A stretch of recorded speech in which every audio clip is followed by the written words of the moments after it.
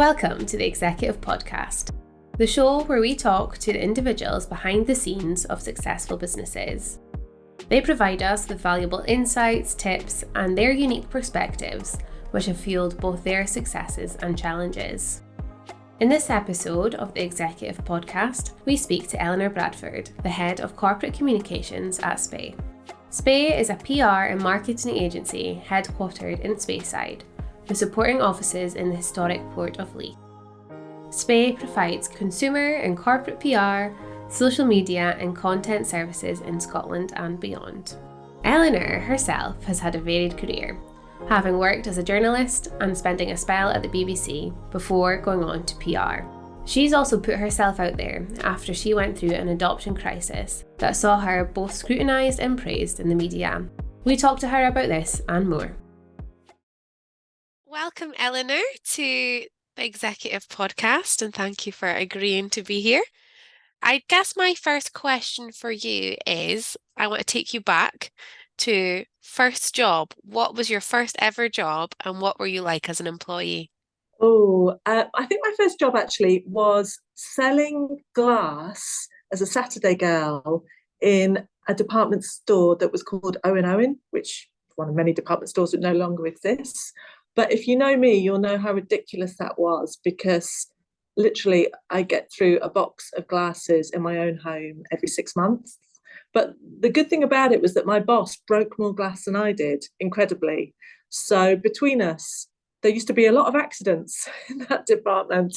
But I suppose it was just accidental that I fell into that role, but it was probably a great role in terms of forcing you to learn how to speak to strangers and to engage with strangers. Probably didn't want to talk to you, but you had to kind of get them to talk to you anyway. And that ended up being very good training for my career. Yeah, so you have had a very varied career. You've worked for the BBC, you've done columnists, and now you're head of corporate PR at Spey. Tell me about your career. What's been the highlights? How have all those transitions gone? Well, for most of my career, I was a journalist, and I fell into that by accident. I always knew I wanted to work in the media. I didn't know I wanted to be a journalist until I started volunteering at a radio station that was close to my university. And it was the journalists in the newsroom who sort of convinced me that that was the way to go, mainly because it was a firmer career path. I didn't come from any kind of background where I had parents to support me financially, although they were always supportive, but I needed to earn a living. So in those days, it wasn't quite so hard to become a journalist. So I went off and did my postgraduate journalism diploma and then got a job working, first of all, down in the southwest of England, which was a lovely, lovely place to work, but nothing ever happened down there. One journalist got one story a day and the whole of the rest of the programme was just fluff.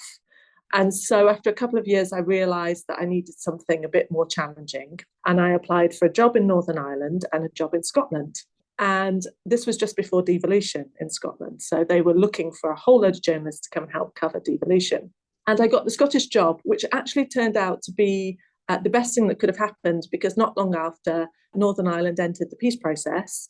And although it was still busy there, it wasn't as busy as it had been before, whereas Scotland had the Scottish Parliament and then the independence referendum. And so it turned out being probably the best place in the UK, I think, to really start covering big, interesting, nationally important stories.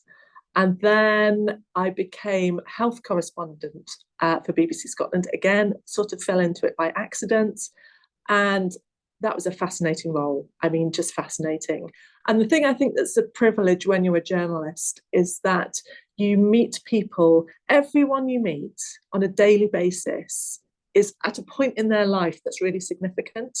To you, it's just another story. It's just the story that you're covering that day. But the fact that they're being interviewed by the BBC that day means that they have done something significant. And I remember speaking to one researcher once. He was a scientist and he had made a big discovery in his field. And I said to him, how long has it taken you to reach this point? And it had taken him 20 years. So his entire career he had spent reaching this point. I'm hesitating to use the word breakthrough because I know scientists hate it when you use the word breakthrough. But in the world of journalism, you would say it was a breakthrough.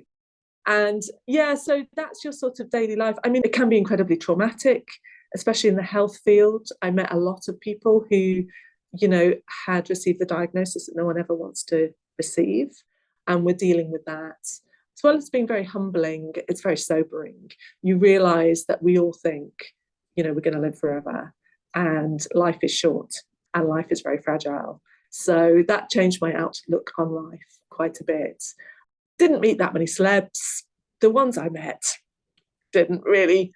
David Attenborough was lovely, but I only happened to meet him in reception.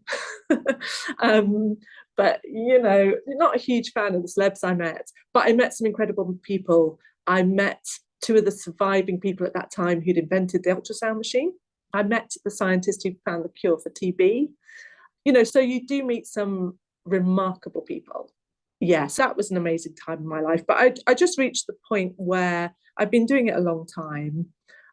At that time when I left the BBC, there were issues in terms of women's pay and women's career advancement in particular. I wanted to move into management, which wasn't a typical career path for a journalist. And I found that people with less experience who hadn't followed the same career path were being promoted ahead of me, which I know happens in lots of roles. But I found that frustrating. So I ended up leaving, and first of all I went to the University of Aberdeen and looked after their communications. Then I joined Spey when it was fairly young and newly established, and then I went to look after the communications for Gordonstoun for a few years, and now back at Spey. So a very varied career and very interesting. And I mean, I guess I probably just want to touch on a couple of points there. You talked especially about your journalism career, because it does relate to business in a lot of ways. It is that in itself, really, being a journalist in a lot of ways. And you've discussed a few stories you worked on, but was there any story in particular that you were like, I'm so glad I did that, or that still you remember it was like a favorite thing you worked on, or was a real piece of like campaign journalism that meant a lot to you? I think I was health correspondent for 15 years, and probably more than half of that time, I followed the tainted blood scandal, and worked with the guys who were all affected by that, and a couple of women as well, but mostly men. And it was frustrating because during my time in highlighting that scandal, they didn't receive any compensation. But after I left, things moved fairly quickly, and they have now had an inquiry. There has been some compensation, certainly more than they were initially offered, which was just ridiculously low. So it has been, gratifying to have played a part in that. And I think having their story told on the BBC did make a difference to that group of people. I think it was high profile enough to get the attention of the Scottish Parliament, and to force there to be an inquiry. So yeah, that was an important story. Yeah, I mean, there've been other times. It all got very hectic around the time of the Scottish referendum. We were all under intense scrutiny and all being accused. Everyone's accused of bias. No matter how straight down the line you played it, someone accused you of bias. So it was a very difficult time, but also a very interesting and exciting time. Sometimes it's the individual stories that you remember, the individuals who've been really treated very badly. And sometimes for them, you could get an instant result. People who had been turned down for operations that you could see, were clearly life-changing operations that they were entitled to. And when you put their story in the media, then they got that operation and turned around their life. And it was justice. It was a form of justice for people who'd been denied any other kind of justice. And that was very satisfying. It's definitely one of the most rewarding parts of the job, certainly. And I guess you talked as well about, it came to this point where you wanted to move up, you wanted this management role, and it just wasn't happening. I guess, how was that? Could you have stayed and fought that, or was that just going to take too much of you, or had you already tried to do that? Was it easier to just leave? And I guess, in journalism, they talk about going to the dark side in PR. Was it just easier to do that than it would have been to stay and fight? It was definitely easier to leave and get that kind of role. It wasn't an easy transition into PR. The thing I found was that the actual PR side of it in terms of working with the media was very easy. I found that very easy. What I hadn't really factored in was the strategic side of it and how difficult it is sometimes to convince the people who run big organizations that they need to foster good relationships with the media, and they can't just issue a press release when it suits them and expect a sympathetic response. You need to develop ongoing relationships with the media in good times and in bad. You need to help the media do their job and not just ask the media to do things for you. And that to me was obvious. But trying to convince people who were afraid of the media, who saw the media as the enemy, and who were suspicious of the media, that it's a good idea to have a cup of coffee with a journalist was, I think, a big learning point for me. And also just understanding and trying to bring together what the media needs and what business needs, and trying to show both sides that they have areas in common. And it's not always a battle, it's actually a mutually beneficial relationship, but it is a business relationship. It's not a friendship, it's a business relationship, but it can be mutually beneficial. Trying to do that was a learning curve. But going back to your question, I could have stayed and I could have made a difference myself. But I think having left the BBC, I now realise that I was quite institutionalised. I think we all hate that word. And if I were to say to my friends who still work there that they're institutionalised, they'd be offended, and rightly so, because it's an amazing place to work and incredibly dynamic. And my goodness, the amount you achieve every single day is unbelievable. But I had been there a long time, and I think it was the right thing to do.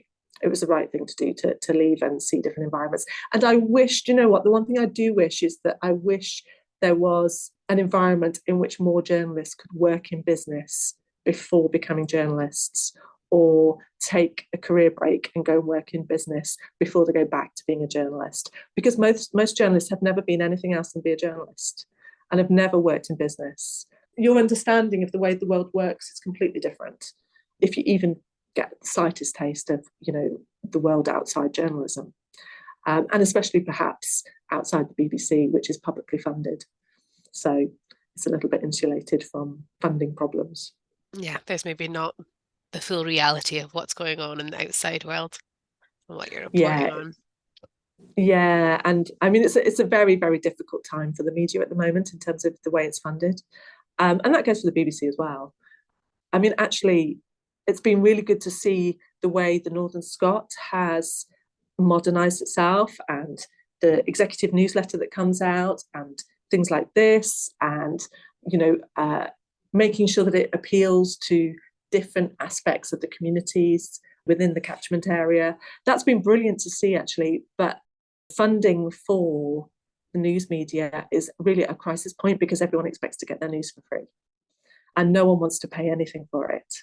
And then, you know, when you have a situation like we've got at the moment with Kate Middleton and all the conspiracy theories, it makes you realise how desperately we need sources of reliable information, particularly for younger audiences. So we need journalism more than ever, and yet we're less likely than ever to pay the wages of journalists. It's very true. It is very true. And yeah, we're definitely seeing that just every day now. And I guess so, going to where you are now at Spey, can you tell me more about Spey's new tool for monitoring, is it sustainability, is that correct? Sustainable PR practices? Yeah, so what we're trying to do is help all the brands that we work with think about everything they do, you know, when they're measuring how sustainable they are. A lot of brands now measure their carbon footprint, but they don't necessarily think about their PR activity. So we invite journalists to events, we send out samples, we make videos, we travel to meetings, amongst many other aspects of our PR work. And a lot of that isn't measured, but it can have a huge carbon footprint if we're flying to meetings in London, if we're flying journalists up from London, if we're sending out, you know, samples in packaging that can't be recycled or packaging that's too big. So what we've done is we've worked with a company that's expert in measuring the carbon footprint of all that kind of activity.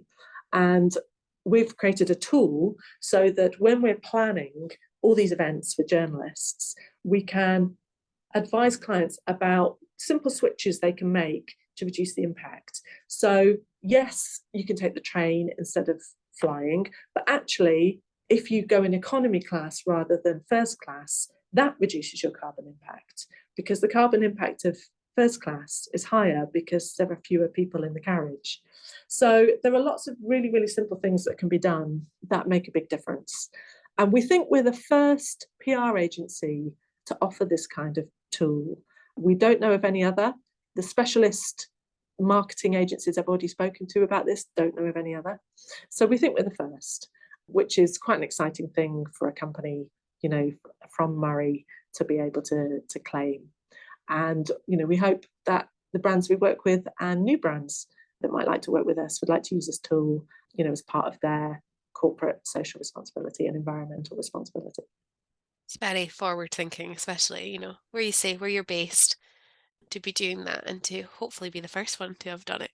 And I guess, how much do customers and clients look for what businesses are doing in terms of a corporate social responsibility?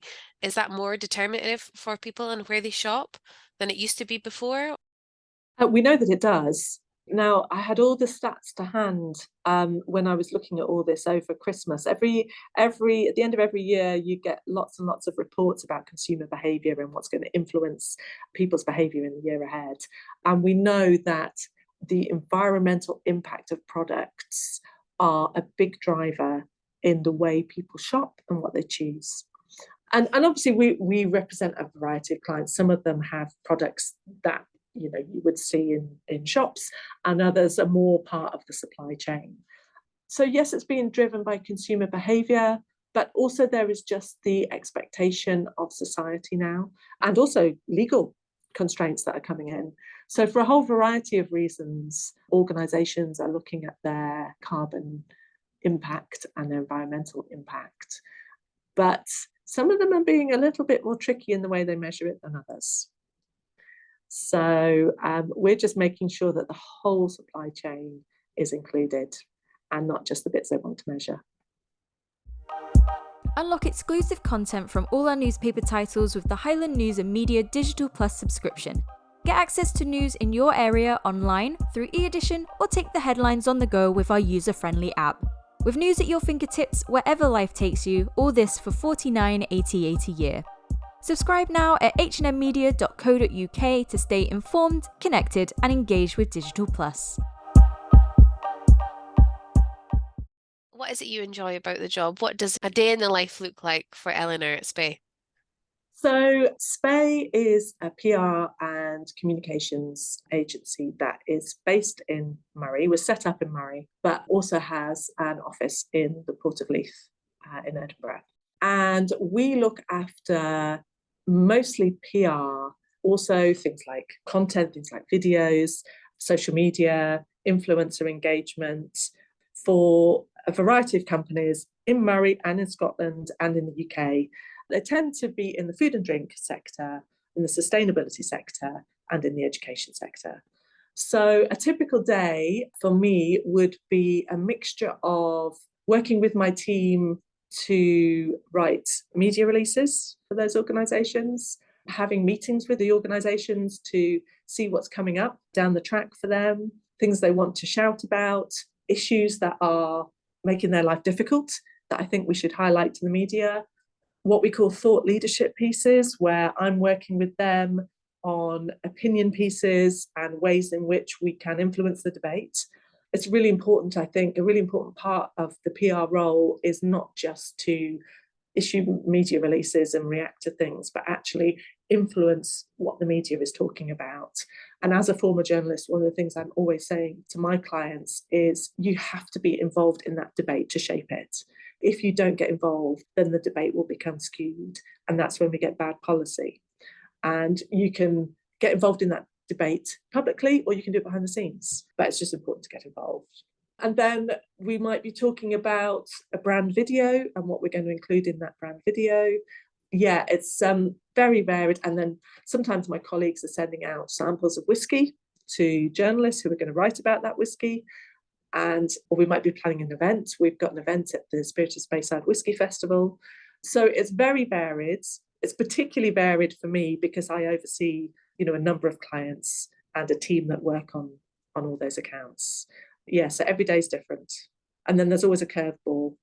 Yeah, I was going to ask about that, the curveballs, when things maybe crop up that maybe companies don't necessarily want the media to know. Is that part of you dealing with that, or is that another team?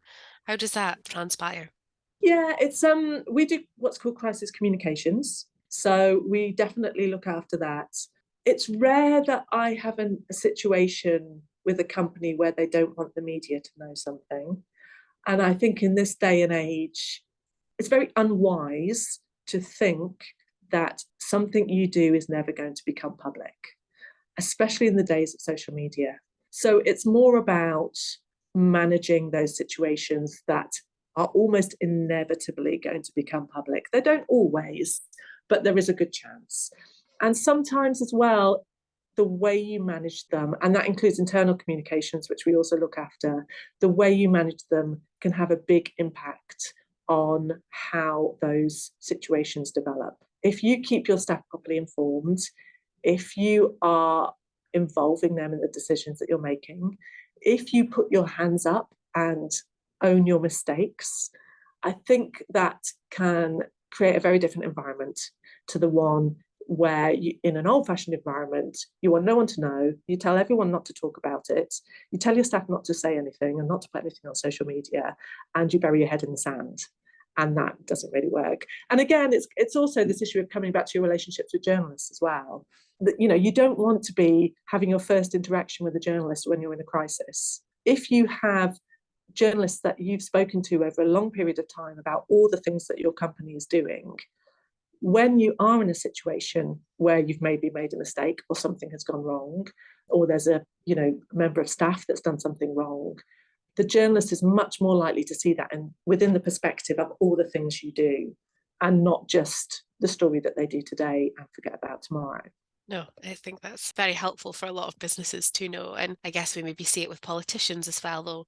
We watch this kind of media landscape where they're not owning up to things or admitting things. And I guess it breeds that, resentment that people have or mistrust of what's going on in life. And businesses can, I guess, be the model for actually how to do it well and how to do it good. And do you think that they manage it better than maybe politicians do? Gosh, I don't know about that. I think some politicians are very skilled communicators and some business leaders are very skilled communicators. But the other myth is that journalists are only interested in bad news. That's not true at all. The reality is, as you will know, and if you ever worked as a journalist, you will know, is that often it's only the bad news you get to hear about because people are not so good at shouting about the good news. And I think one of the skills that we have, that good people in the PR industry have, is that we can spot those good stories and we know how to make the most out of those. But just like any story, it has to be significant, and this is the other thing that I haven't, always have an uphill battle sometimes, is explaining the difference between advertising and news. And this is where PR comes in. So PR is not advertising. PR is about telling the world what you're doing in an authentic way about the newsworthy things that you are doing. But it's up to you're leaving the journalists to interpret that and to put it in context. And there's an element of, not having complete control over the process. But if what you're doing is good, what you're saying is genuine, then there's nothing to fear. Talking about genuine, that kind of brings me into a question that's probably more personal for you, in that you, couple of years ago now, were very genuine online with what was going on in your life in terms of adoption and family life. And I just wanted to ask if you could give us a bit of background on that, first of all, of what led you to kind of completely open yourself and be vulnerable to the whole world.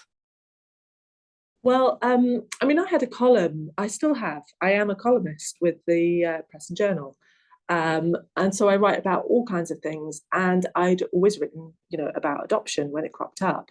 When I first adopted my two sons, That was in the papers at the time because I was on screen. So right from the very beginning, it had been public knowledge. And then, like many adoptive families, when our eldest child entered the teenage years, it started to be extremely challenging. And what I know now, which I didn't know at the time, is that this is incredibly common, and nearly half of all families with adoptive children aged from 13 to 25 are in crisis or are facing severe challenges. And that's according to the largest survey of adoptive families that we have. Now, we don't know how many of those adoptions break down because no one accurately collects those figures. And independent research has shown that no one accurately collects those figures. But I was in a situation which pretty much mirrored actually what that survey of adoptive families found, in that one of my adoptions was going extremely well and the other one was in crisis. So unfortunately, the one that was in crisis deteriorated to the point where we couldn't carry on. And what made me really, people at the time said that I was brave in speaking out, but I wasn't being brave. I was really angry. I was really angry about how badly we'd been let down by the system, because children going into care come from the most severe backgrounds. If they weren't severe, they wouldn't be put up for adoption. They would continue to have a relationship with their birth parents. But these children have come from a background of abuse that is so severe they can't have an ongoing relationship with their birth parents, or it's a very distant one.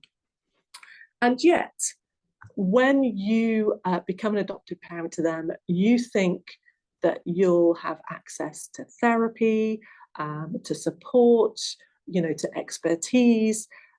You get absolutely nothing. Absolutely nothing. The children who have gone through this incredible trauma, there is mountains of evidence about how this affects their behaviour, and yet you get absolutely no therapeutic support for them whatsoever. What you're told is that you must be the therapist.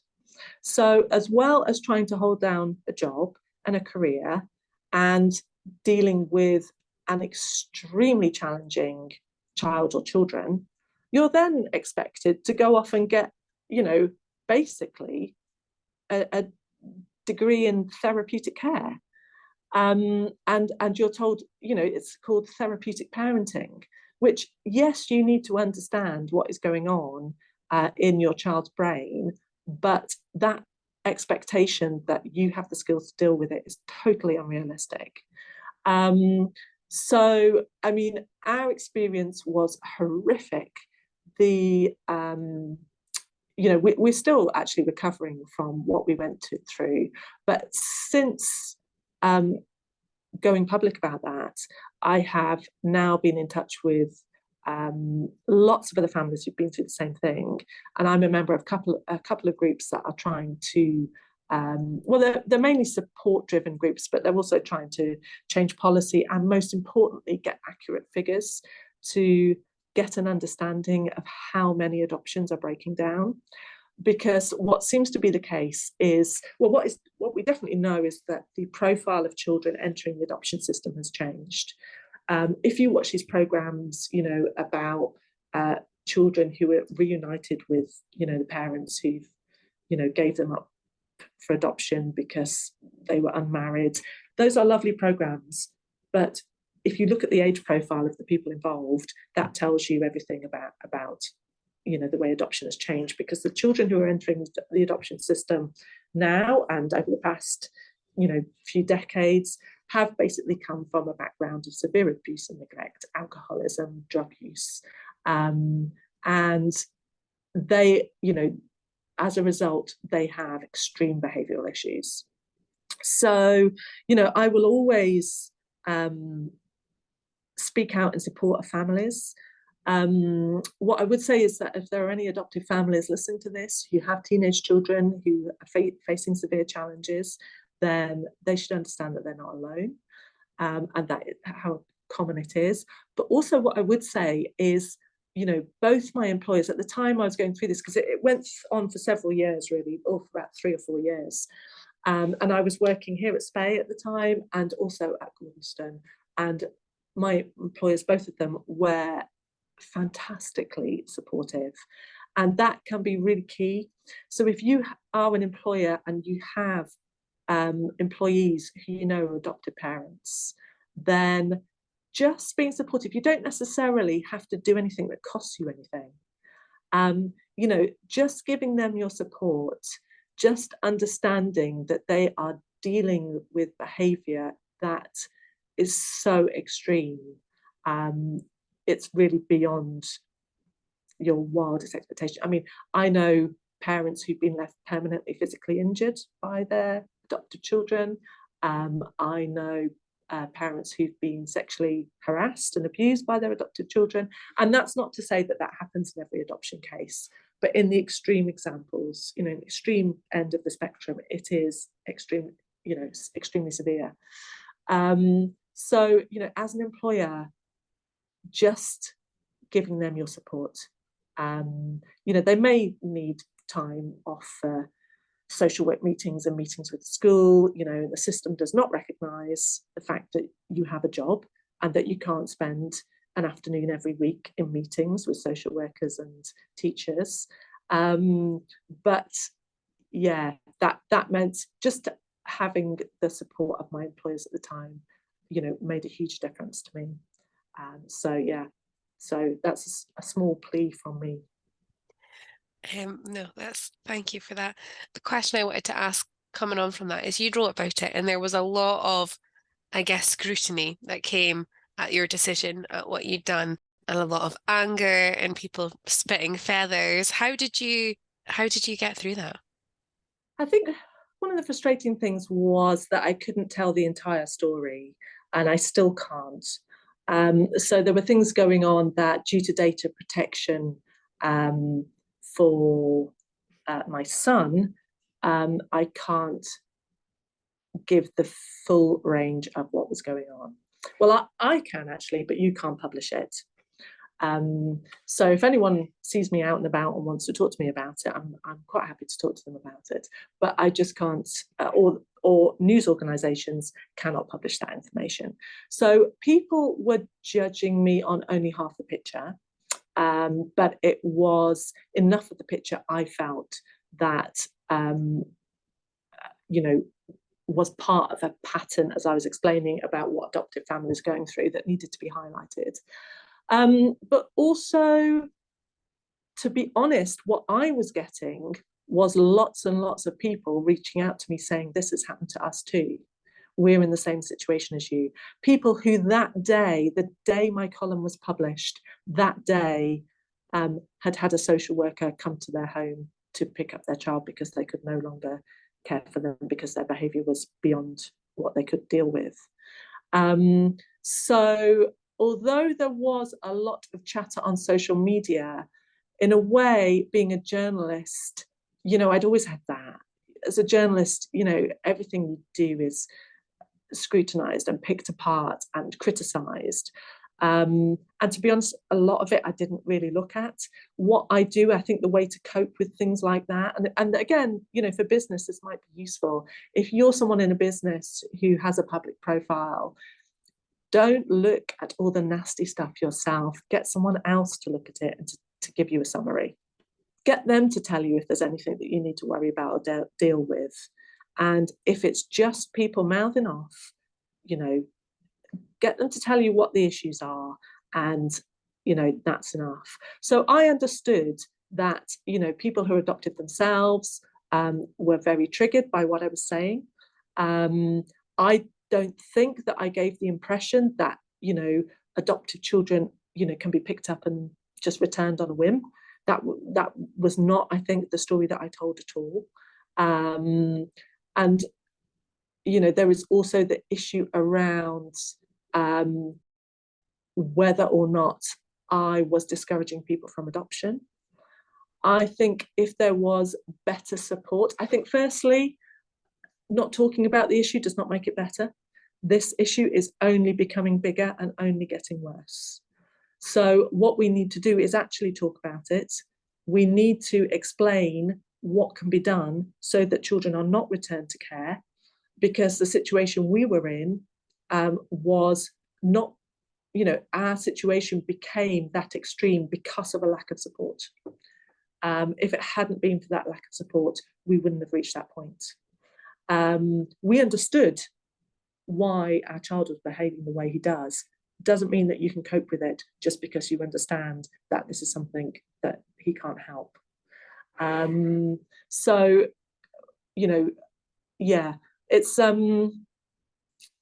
I sort of felt that going public about that whole situation was more important than upsetting, the people that are upset by it, because it's only by, showing the world what is going on, and it is an absolute scandal what is going on.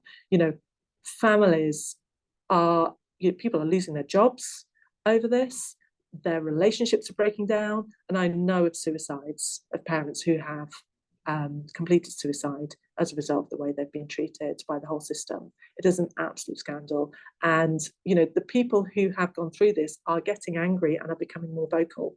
So I think it's an area that you will hear more about as the years go on. I think they've been particularly fired up actually by the post office drama, and thinking that that's, they want to tell their story as well. So yeah, it's I'm not the last that's going to be in this situation and talk about it, and everybody's stories are sadly similar, and that's because the system is broken. Would you, in hindsight, do anything different from the way that you told that story when you did it to begin with? Would you change how you did it or how you wrote it? That's a good question. I don't think there's an easy way to tell that story. I think that I told it to the best of my ability, given that I was still right in the heart of what was going on. The slight irony of this, I heard a charity, on the radio the following day, and one of their criticisms of me was that I was a good communicator. And not long after, I heard a podcast with a woman who had had years of being stalked, and the police weren't doing enough to protect her from her stalker. And she got the law changed, I think.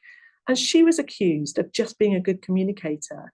It's as if, we're accused of over-exaggerating the situation because we're good communicators. And actually, there's an element of misogyny about that. And do you know what? It's not that we're good communicators, it's that the situation we were in was absolutely unbelievable and indefensible. And you don't have to be a skilled communicator to tell your story. It's just your story.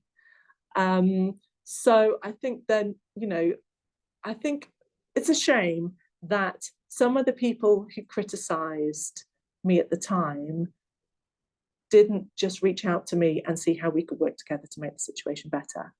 Because if they'd done that, we'd have already made more progress by now. That's really interesting and thought-provoking, so thank you for that. And I guess looking at everything you've gone through, your life, your career, where you're at now, what is one thing, if you could go back and tell yourself something that you know now, what would you tell, say, 20-year-old Eleanor? What would be the piece of advice you would give yourself that you know now? I would probably say, career-wise, be more patient. I think I was very impatient to get on and do the next thing and, be promoted and all that kind of thing. And sometimes it's not just those things that take time, it's that actually you learn valuable stuff whilst you're moving up the ladder. There are always going to be frustrations with people who you think are not as well qualified, who seem to jump ahead. That's always going to happen in every role. you never know what's around the corner. Sometimes things can look really bleak or look really frustrating, but you don't know how quickly things can change in organisations. All of a sudden, a manager who's been making your life an absolute misery, and you leave that job, and then 2 months later they've left, and you could have stayed and it would have all been fine. But on the other hand, I think, as I mentioned right at the very beginning, the one thing I have learned from the health correspondent job is that life is short. And, you know, if you don't like your life, change things around. You know, do something different. Don't stay in a job you hate. Don't put off, you know, scary things that might be amazing. Especially, I think, to the younger generation today, who seem, you know, to sometimes be quite anxious, especially about things like public speaking. You know, I wasn't a natural public speaker by any means. It took a lot of hard work to be able to work in broadcast media. And like any skill, you can just get better at it. And being able to stand in front of a group of people and speak is such a valuable skill. Don't not do it, especially women. Don't not do it because you think they're going to judge you on the way you look, or whether you get a sentence wrong, or whether you and ah. Go for it, and don't worry about that stuff. And realise that it's not going to be perfect, but you will get better and better the more you do it. No, that's fabulous advice. I love it. And that brings it back to everything being authentic and genuine. I love it. No, thank you so much for your time, Eleanor. It has been so appreciated. No worries.